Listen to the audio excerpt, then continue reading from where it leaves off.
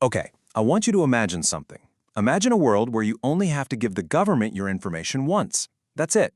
That's the huge promise behind a new piece of legislation we're going to break down today, the Data Harmonization Bill.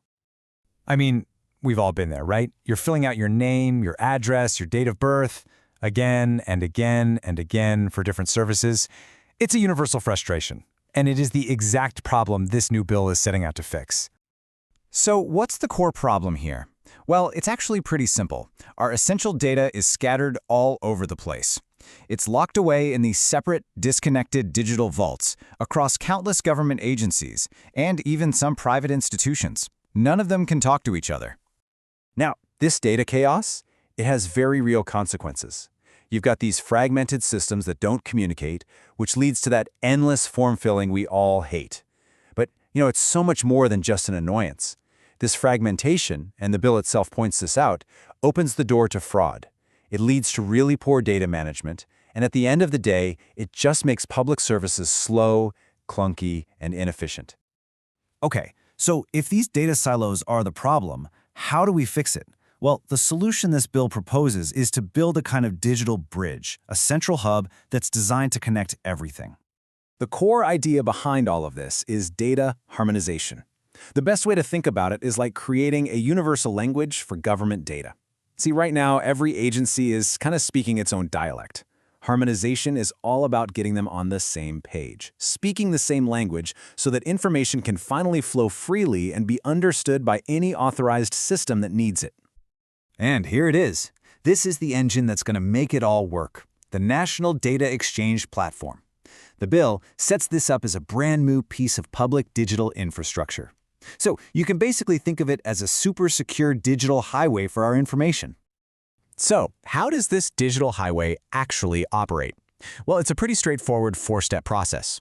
First, what's called a data provider, think of an agency like the DMV, securely connects its database. Then the platform classifies and locks down that data. Next, a data consumer, say the Business Registration Office, needs to verify your identity. It sends a secure request. And finally, the platform facilitates that exchange. The result? A clean, totally auditable, and standardized flow of information. No more mess. But of course, you can't just build a highway and let everyone drive however they want, right? You need rules of the road to prevent total chaos. And this bill establishes a really clear set of guidelines to make sure all this information is handled safely and, more importantly, responsibly. And this is a really crucial point. Not all data is treated the same. The bill actually classifies data into three main buckets. You've got open data, which is stuff that's freely available. Then there's shareable data, which can be accessed but with specific conditions. And finally, you have restricted data. Think national security info. That is, as you'd expect, highly protected. Now, to be clear, we're not talking about your social media posts here. This is all about what the bill calls public interest data. That's the critical information needed to actually run the country. Everything from verifying your identity for a bank loan to planning new hospitals based on public health data. So the institutions that are providing this data, they have some pretty significant responsibilities on their shoulders. They have to make sure the data is accurate. They have to secure it with really robust technical measures. They have to comply with all the new standards. And, this is a big one, they have to keep a detailed audit log of every single time that data is accessed for at least 5 years. And these rules absolutely have teeth. To show you they're not messing around, the bill includes a massive penalty. We're talking up to 50,000 penalty units for any data provider who fails to properly secure their connection to the platform. That shows a very serious commitment to security. Okay, this all sounds great in theory, but who's actually in charge? Who's the referee on the field, making sure that everybody is playing by the rules? That brings us to the whole governance structure. The bill lays out a very clear chain of command to oversee this entire system. Right at the top, you have the Oversight Authority. The easiest way to think of them is as the traffic police for this new data highway. They're responsible for literally everything, from the day-to-day technical operations all the way to enforcement.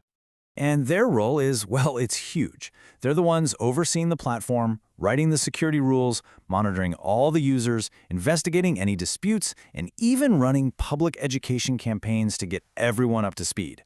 They are the central nervous system for this whole operation. But they don't act alone, which is smart.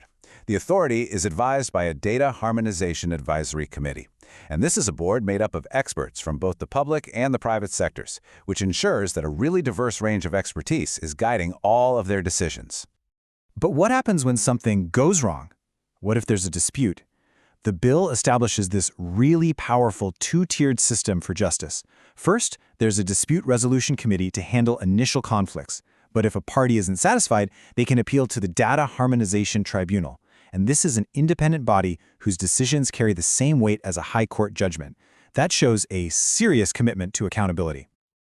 Okay, so we've talked about the problem, the solution, the rules, the referees, but what does all of this technical and legal jargon actually mean for you, for your day-to-day life?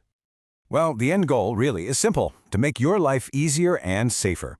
This whole thing is designed to lead to faster public services, better government policies because they're based on accurate data, much stronger protection from fraud, and of course, the big one, less of your precious time wasted on redundant paperwork. Let's just consider the real-world impact for a second. Before this bill, registering a new business could take weeks of shuffling the same paperwork between different agencies. After, it could become a single, streamlined process. I mean, imagine applying for a permit and the application is already filled out for you, just waiting for your review. That's the tangible, day-to-day difference we're talking about here. And you know, if one sentence could really sum up the entire philosophy of this bill, it's this guiding principle right here from the text itself. Collect data once and then reuse it appropriately. It's such a simple concept, but it has these profound implications for both efficiency and just convenience. So in the end, this legislation is about so much more than just data and technology. It's really a blueprint for a more responsive, a more efficient, and a more secure government. So the real question it leaves us with is this. Could this new digital highway for data fundamentally redefine our entire relationship with the state itself?